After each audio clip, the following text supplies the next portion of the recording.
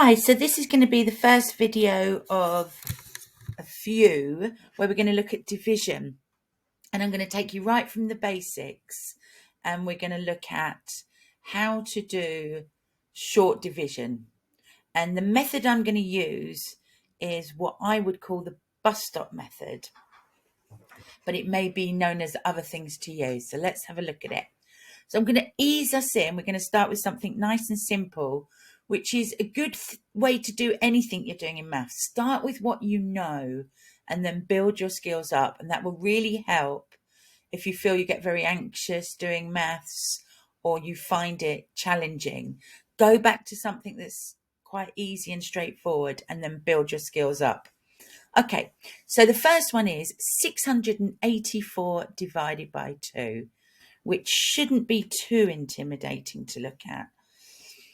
And because this is an even number, so an even number will end in 0, 2, 4, 6, or 8, then we know that it can be divided equally by 2 with no remainder. And this is how we write it. So I'm going to start with the number we are going to divide up, which is 684, and then the 2 goes in front of it with this little box around it. I need to give myself some room there. So that's why we call it the bus stop method, because it kind of looks like you've put it under a little bus stop. And this is one of the things that I think really confuses people about division, how it's written, because if we said it, we could say, how many 2s are there in 684? And then it would make sense that way round. Or we could say, what is 684 divided by 2? So there's different ways of saying it. And the way that we write it, if we're using the division sign, is we start with the number we want to divide up and then follow it with the number that's being divided into it. Whereas if we're using the bus stop method, it's written the other way around, and that can cause confusion. Right, let's get started. So the other thing you have to be careful of when you're adding, subtracting, or multiplying, we always start with the smallest number. So when I say the smallest number, I mean the smallest place value.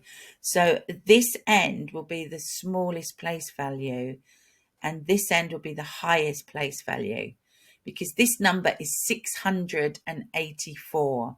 So hundreds is our highest, and that is our starting point. We're going to start by saying, how many 2s can we get from 6? How many 2s go into 6? So 2, 4, 6, that's 3. And there is no remainder, so we can just carry on. How many 2s in 8? And there are 4. And how many 2s in 4? There are 2. So 684 divided by 2 is 342. And that wasn't too challenging. Most of us can do our 2 times table. There was no remainder on any of those, so very straightforward. Okay, let's try this next one. So now we've got 756 divided by 2. So let's start here. How many 2s in 7? There are 3. 2 times 3 is 6. We will have 1 remaining. So I'm going to take that 1 and I'm going to put it in front of that 5 to make 15. And the reason that I do that is because the 7 is hundreds. They're 10 times bigger than this place value, which is tens. So when we have 1 remaining here, when we pass it over, it becomes 10. Now we're going to look at how many 2s in 15. And there are 7. And again, 7 2s are 14. We're going to have a remainder of 1. That's going to go in front of that 6 to make 16. And we then say, how many 2s in 16? There are 8. So 756 divided by 2 is 378. Right, moving on to the third one. And please don't forget, you can pause this at any time. So if I'm going too fast with the numbers, you can pause it so you've got time to think and calculate. And also you could pause it and have a go yourself when you feel ready, and then just check your work by pressing play. Right, here we've got 414 divided by 3. Now, there's a nice little trick about when you're dividing by 3 and 9. Same thing. If you look at these numbers, we've got 414, which is made up of a 4, a 1, and a 4. If we add those digits together, and they are a multiple of 3, then we know that number can be divided exactly by 3. Let me make that clear. So add these digits, we get 4 plus another 4 is 8, plus that 1 is 9. And 9 is in the 3 times table. It is a multiple of 3. 3, 6, 9. So therefore, 3 goes exactly into that number. If you're not sure about that, have a little play about with some numbers. Anything where the digits add up to 3 or a multiple of 3, i.e. they are in the 3 times table, then it can be divided by 3. Okay, let's go. So 3's into 4 will go once, and we've got a remainder of 1. So that's going to be carried over, put in front of this one to make 11. 3's into 11 goes 3. 3 times 3 is 9. So we will have 2 left over. Put that in front of our 4 to make 24. And 3's into 24 goes 8 times.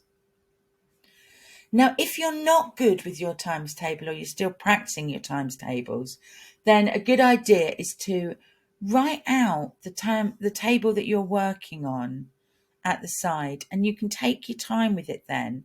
So we could say 3, and then 3 plus 3 is 6, and we just got to keep adding 3, and then we can have the 3 times table ready. And I'm doing this quite quickly, but you can take the time you need, so that then when you come to something like this, where you've got to see how many 3's are in 11, you can see that we haven't got enough for 12, so it's going to be 1, 2, 3. Okay, I'll get rid of those because they make it look like minuses. Right, let's carry on.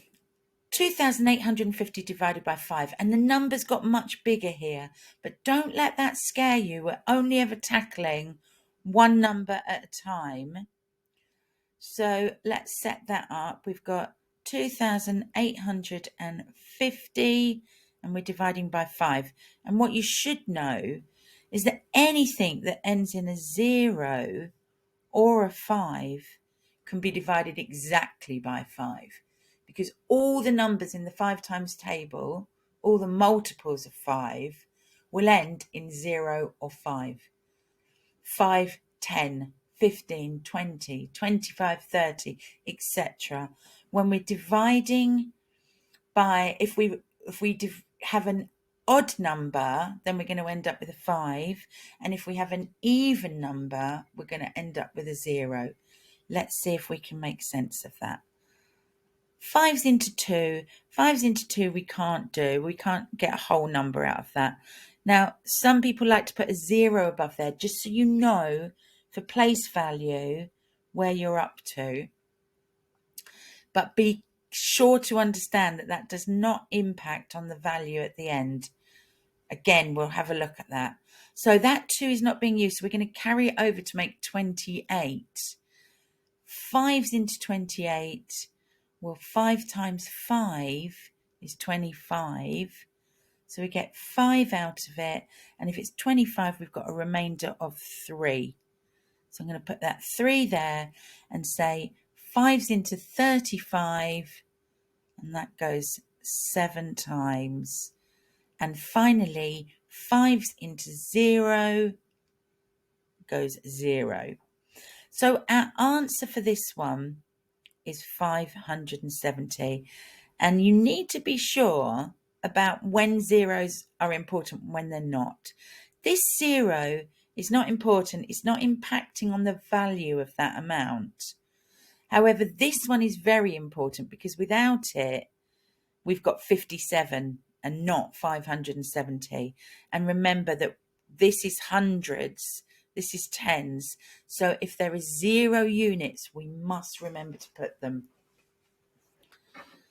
Okay, and as you can see, the number that we're dividing by is even, 570. So whenever we do 5 times a number, if it's an odd number, we get 5s. If it's an even number, we would get a 0.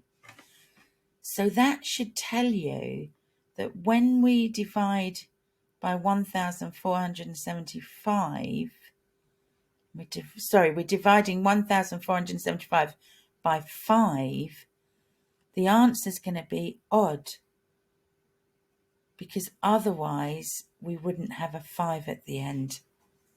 I'm giving you a lot of information here, so don't worry if it's too much information. You can just focus on the task.